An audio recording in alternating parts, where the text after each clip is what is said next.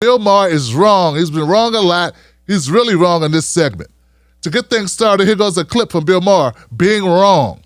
And finally, new rule from now on, when Joe Biden veers off into one of his long-winded stories that seem to be off topic, everyone must realize he usually does have a point.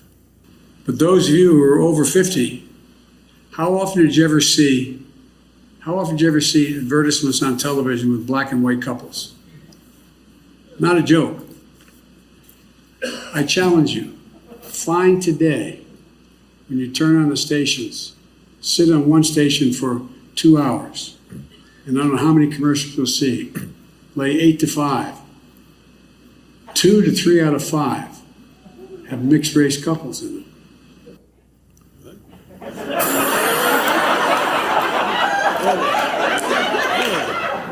I'm going to tell you, I know it sounds kind of out of left field, but actually Uncle Joe is pointing liberals towards something they need to be more aware of. They have a bad case of progressive-phobia. That's the phrase coined by Steven Pinker to describe a brain disorder that strikes liberals and makes them incapable of recognizing progress.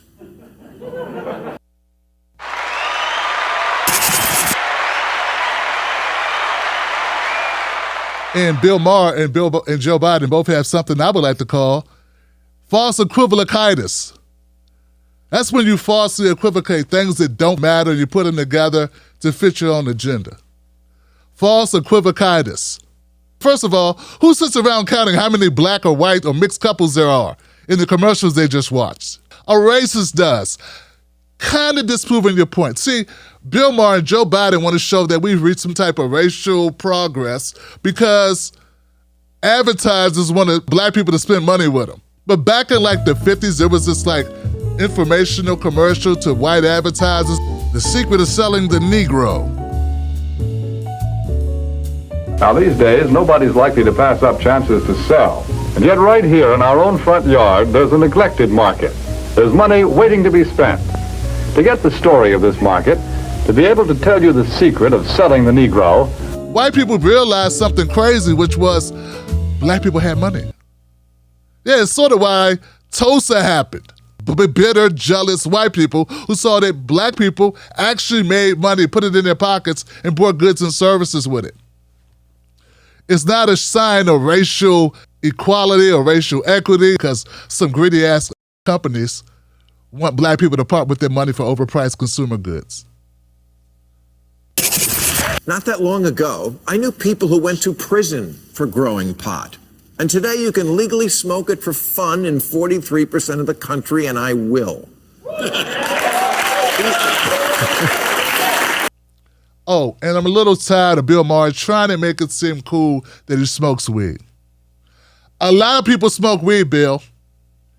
And them legalizing weed was not so much an effort for them to step into the future as it was an effort to grab money.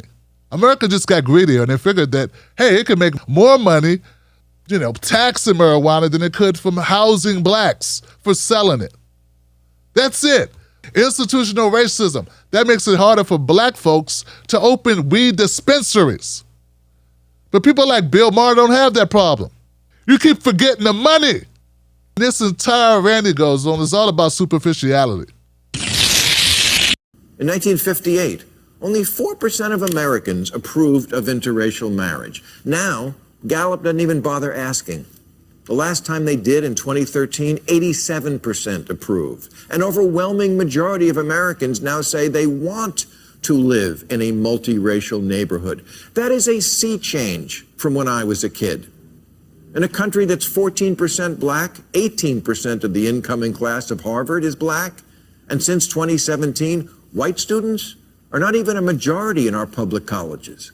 Employees of color make up 47% of Microsoft, 50% of Target, 55% of the Gap. Bill runs through a list of things that should make you feel better about the country. But once again, he's looking at it through a superficial lens. He's not looking at the economics behind it, which is really the way a capitalistic society functions and how you really determine what progress is. When you talk about interracial marriage, Bill, you do realize you live in a country where white men have always slept with black women, just usually without their permission. No, we haven't progressed as a nation when it comes to how black people are doing in this country. It may make you feel better that more white people are sleeping with black women, but hey, that does nothing for the income or the racial wealth gap. Nothing at all. It's superficial. And don't talk to me about people buying homes. Oh, people don't mind living around blacks. First of all, it's not blacks, it's interracial or mixed race or people who are non-white. That's the difference, and that includes everybody except white men, white women. Like, there's a lot of different people. Because you know what still happens to black people when they live around you? Our houses are still undervalued just because we own them. For no other reason that black people physically reside in them makes them worth less on the market. I've talked numerous times on this channel about all the black women having their white friends pretend that they own their homes when they try to get appraisals, because without that, they get lowballed on the appraisal rate. So where's the progress, Bill? We're not talking about how you and your liberal friends feel about yourselves. We're talking about the reality of black people's lives, man. We're talking about the reality of my children's lives and what that's going to mean for them and my grandkids. Not your warm and fuzzy fucking liberal feelings. But that's really what this whole entire segment's about. How Bill feels about himself. So Bill can tuck himself in at night after downing a half a bottle of scotch and feel like he's changed the world. He did all right by the blacks. No, Bill, it's about, are those people actually better off now? Don't talk about college. Black people are overwhelmed with student debt. Black women and black men take on way more student debt than white kids. And then when they get out, they can't find jobs at the same rates as their counterparts, even when they got same or better grades. But see, you want to avoid anything that doesn't go along with your narrative. Am I saying this as bad as the 50s or the 40s or the 30s? No. But stop acting like we came so far, man.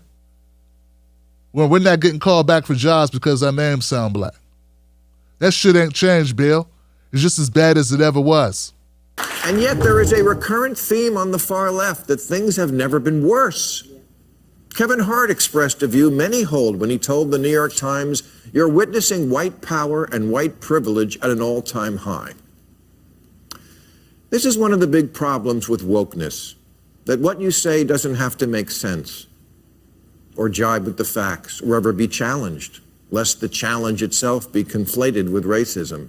But saying white power and privilege is at an all-time high is just ridiculous. Even Derek Chauvin was not backed up by his fellow officers, and that never used to happen. Yeah, okay, so I agree that Kevin Hart's probably exaggerating just a little bit.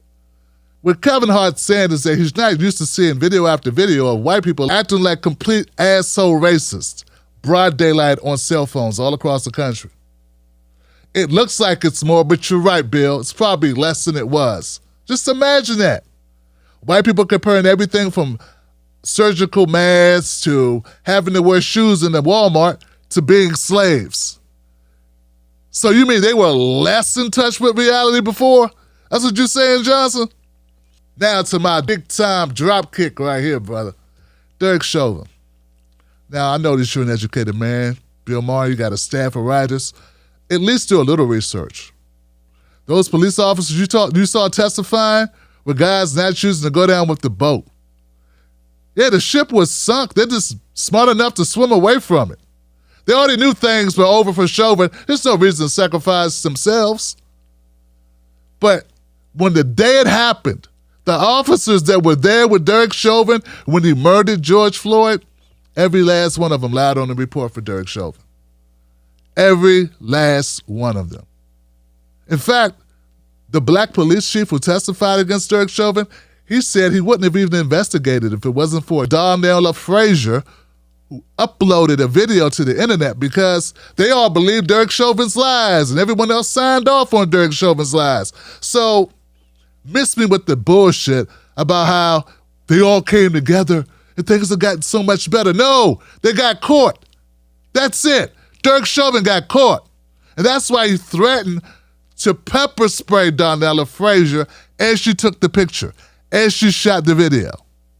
Because if it wasn't for that video, George Floyd had this mystical medical anomaly. What'd they call it? A medical incident. That's how it was reported.